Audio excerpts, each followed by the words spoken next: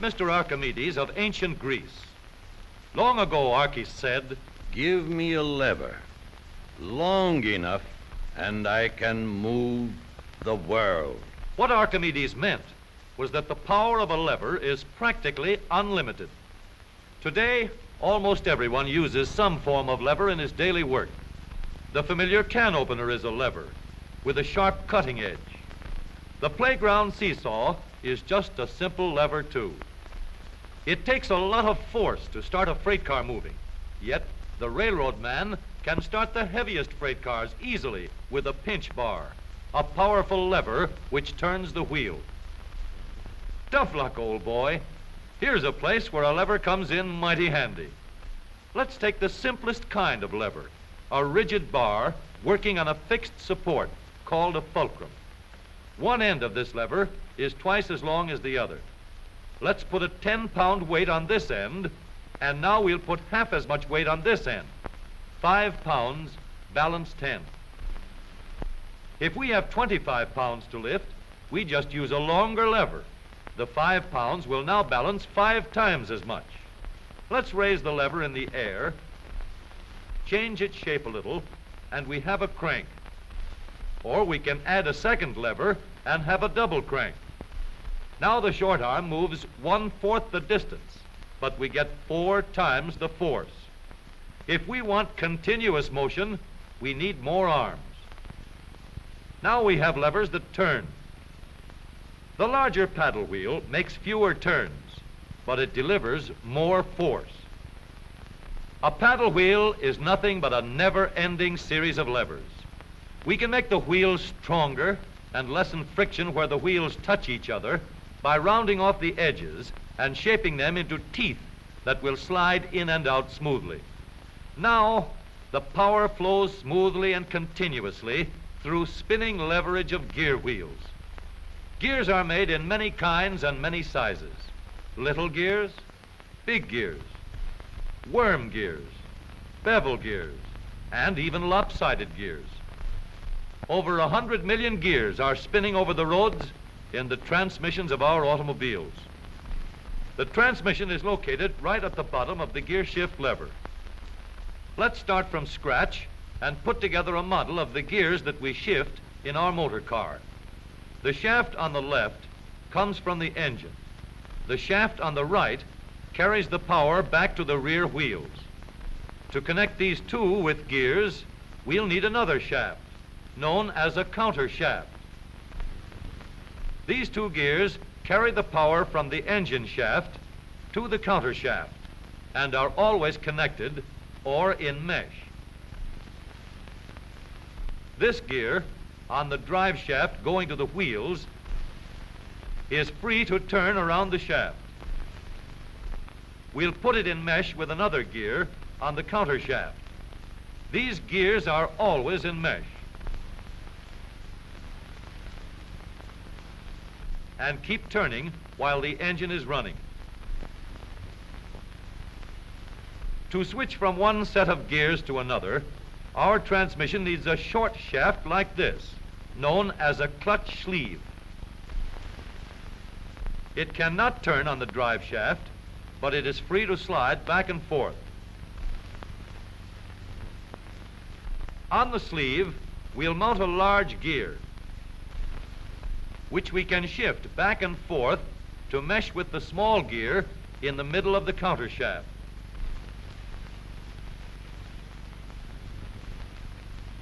We are now in neutral.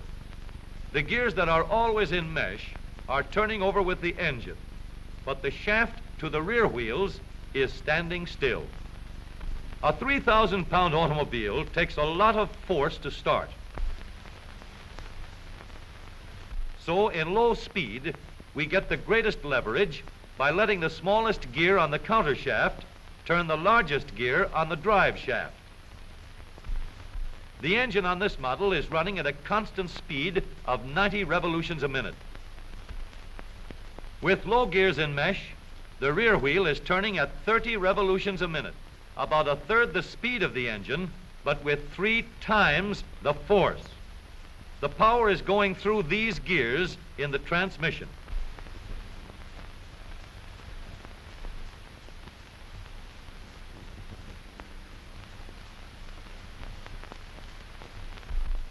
After we've started the car rolling, we want fast pickup.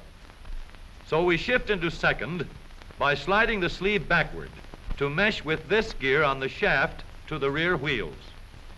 The wheel is now turning at 60 revolutions a minute, and the power flows through these gears.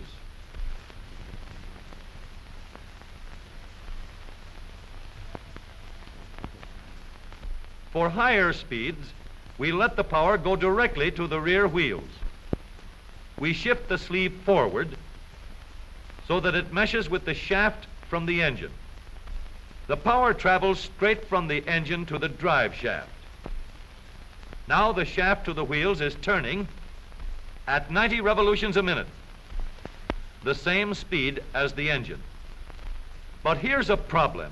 An automobile must be able to go backward as well as forward.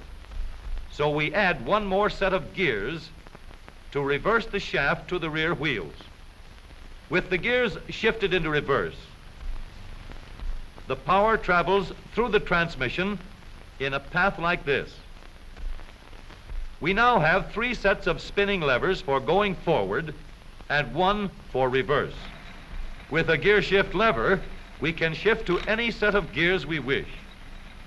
But with all these spinning levers in the transmission came noise and wear. Experts could shift gears quietly by careful timing of the gear shift and the engine speeds, but most of us made plenty of noise until new engineering developments made possible the long series of improvements that followed. When we shifted gears, we got a clash because the gears were not running at the same speed. In other words, not synchronized. So engineers set to work to develop a synchronizer. The synchronizer works like a cork twisted into the top of a bottle.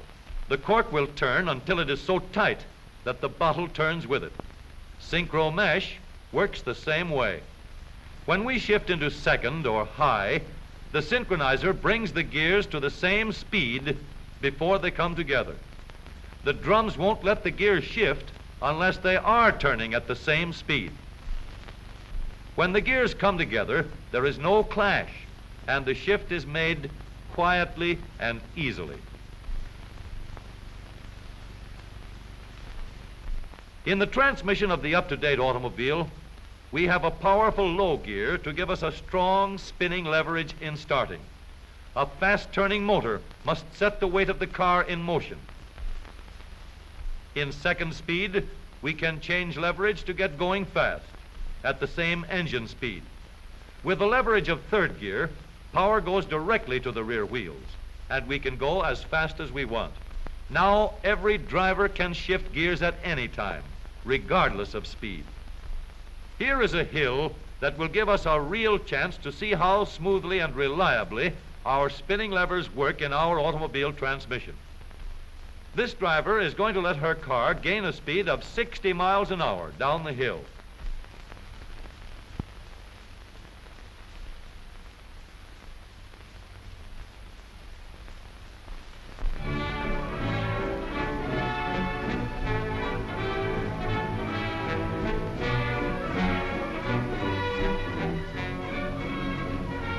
Then she will shift into second speed and bring her car easily and safely under control before it reaches the bottom of the hill.